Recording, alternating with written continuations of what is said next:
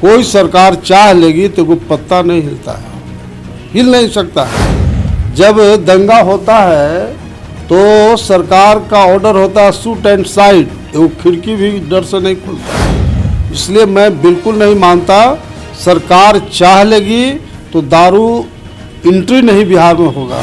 सरकार चाह लेगी कहीं किसी की हत्या नहीं हो सकती है, सरकार चाह ले तो कहीं करप्शन नहीं हो सकता है। इसलिए टोटल 100% सरकार दोषी है। बिहार में कई सालों से शराबबंदी है। नीतीश कुमार की ओर से दावा किया जाता है कि पूर्ण रूपेण हमने शराबबंदी की है, लेकिन कुछ दिनों पूर्व जिस प्रकार से जहरीली शराब से 47 लोगों की मौत हो जाती है और नीतीश कुमार के शराबबंदी पर सवाल उठता है। कुछ दिन पूर्व जिस प्रकार से विधानसभा परिसर से शराब की खाली बोतलें बरामद होती है और शराब की बोतलें खोजने में जो बिहार के डीजीपी एसके सिंघल साहब ने तत्परता दिखाई, वो कहीं ना कहीं काबिले तारीफ़ है। लेकिन जब 47 लोगों की मौत हुई थी तो यही बिहार के डीजीपी साहब एक जिला भी पीड़ित परिवार से मिलने नहीं गए थे। आखिर क्या कारण था कि डीजीपी साहब जहरीली शराब से जो लोगों की मौत हुई थी, जहरीली शराब की जांच करने के लिए खुद नहीं पहुंचे थे, पीड़ित परिवार से नहीं मिले थे? मामला सीधे तौर पे कहा जा सकता है कि जब हाई प्रोफाइल मामला होता है तो डीजीपी साहब में तत्परता आ जाती है और बारीकी से किसी मामले की जाँच करते हैं। हमारे साथ बात करने के लिए पूर्व केंद्रीय मंत्री नागमणि जी, उनसे बात करेंगे और समझने की कोशिश करेंगे कि बिहार में जिस प्रकार से शराबबंदी के नाम पे जो राजनीति हो रही है, आखिर कहाँ तक जायज़ है?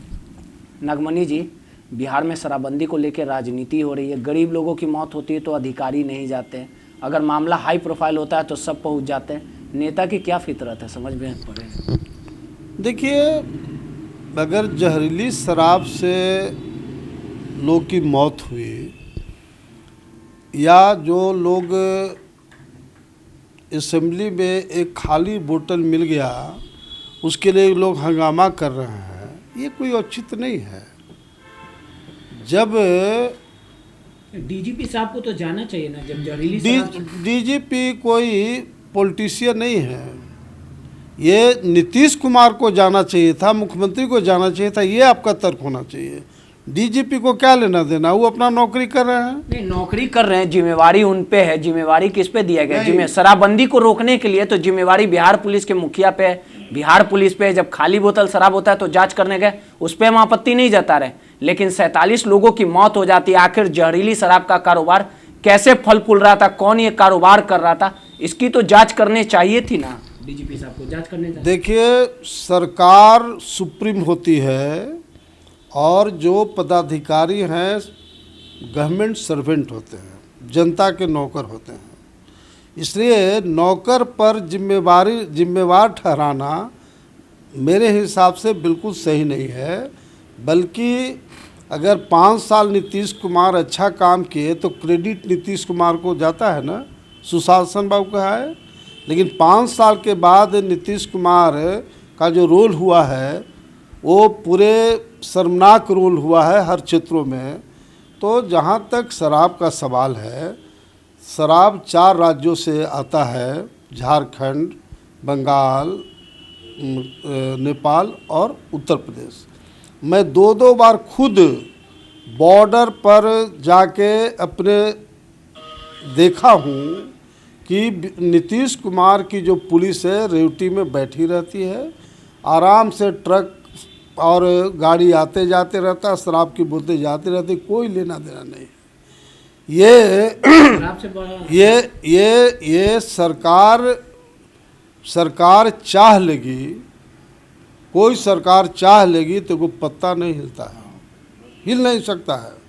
जब दंगा होता है तो सरकार का ऑर्डर होता है शूट एंड साइड, वो खिड़की भी डर से नहीं खुलता है। इसलिए मैं बिल्कुल नहीं मानता सरकार चाह लेगी तो दारू एंट्री नहीं बिहार में होगा। सरकार चाह लेगी कहीं किसी की हत्या नहीं हो सकती है, सरकार चाह ले तो कहीं करप्शन नहीं हो सकता है। इसलिए टोटल 100% सरकार दोषी है इन कार्यों में। अब बताइए कि जब पहले नीतीश कुमार शराबबंदी किए थे, उसके पहले नीतीश कुमार की सरकार ने प्रत्येक पंचायत में 3-3 दारू का दुकान खुलवाए, आम जनता को प्रेरित किए दारू पीने के लिए। जब आम जनता को आदत पकड़ा गई दारू पीने का, तब नीतीश कुमार कहते हैं कि शराबबंदी शराबबंदी। कोई औचित्य है क्या? और 10 से 15 हज़ार करोड़ रुपया शराब से जो सरकार को आती थी, उसका टैक्स किससे वसूला जा रहा है, किससे इसका भरवा किया जा रहा है?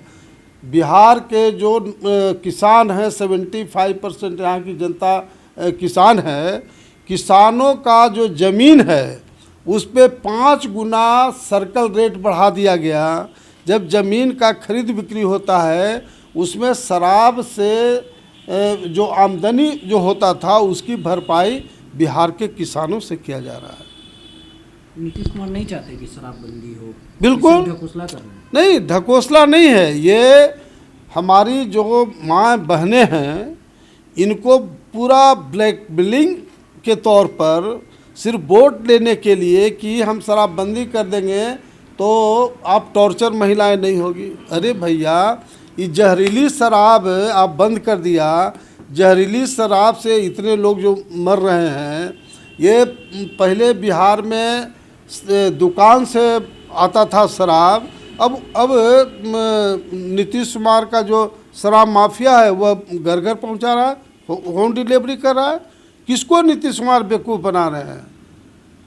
हम तो बिहार की आम जनता से ज़रूर अपील करेंगे कि ऐसे जो मुख्यमंत्री हैं, जिनका बोलना कुछ करना कुछ, मैं तो एक लाइन का बात कर रहा हूँ, कोई बताए ना हमको। सरकार चाह लेगी तो कोई पत्ता हिलेगा, कहीं गुंडागर्दी होगा, कहीं कोई भ्रष्टाचार कर देगा। लेकिन जब भ्रष्टाचार मुख्यमंत्री के आवास से होता है, सारा डीएम एसपी गजटेड पदाधिकारी का ट्रांसफ़र पोस्टिंग कहाँ से होता है? मुख्यमंत्री के यहाँ से होता है। और किस तरह से होता है पूरे बिहार की जनता जानती है। तो जब डीएम एसपी पैसे दे करके जिला में और पदाधिकारी जाएंगे तो जनता के साथ क्या उनका सलूक होगा? तो मेन बिहार की जनता को समझना चाहिए कि सरकार के वजह से ही गड़बड़ी हो रहा है। जब सरकार अच्छे काम करती है तो सरकार को क्रेडिट, और गलत काम होता है तो पदाधिकारी पर थोप दिया जाता है। कोई थाना प्रभारी को मैं या पुलिस को सर्टिफिकेट नहीं दे रहा हूँ कि बड़े अच्छे हैं, लेकिन सरकार चाह लगी तो कहीं पुलिस वाला कोई भ्रष्टाचार में लिप्त नहीं हो सकता है। लेकिन मैं यहाँ भी है कि जब ट्रांसफ़र पोस्टिंग में ही गड़बड़ी होता है तो जाके क्या करेगा? वो अगर 10 लाख दिया तो 50 लाख कमाने के फेर में रहता है। ओपन फैक्ट ये है। देखिए, सीधे तौर पे ये नागमणि जी थे जिन्होंने कहा कि लगातार जिस प्रकार से शराबबंदी को लेकर नीतीश कुमार पीठ थपथपाए, लेकिन इसके लिए अगर शराबबंदी पूर्ण रूपेण सफल नहीं है, इसके लिए नीतीश कुमार ही जिम्मेवार है। रोहित, NBC 24 पर।